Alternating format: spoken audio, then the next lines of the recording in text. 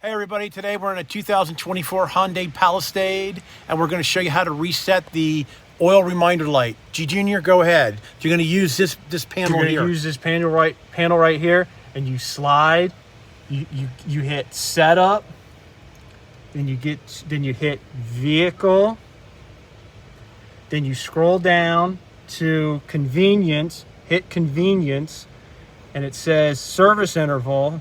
So you should be able to hit service interval, and there's a reset. So you hit reset. Do you want to reset the service mileage, interval mileage? You hit yes, and there you go. It's resetting it. Service interval has been reset. So there you go. All right, everybody. That's how you reset the service interval in a 2025 Hyundai Palisade. All right, everybody. Thanks a lot for watching. Please subscribe.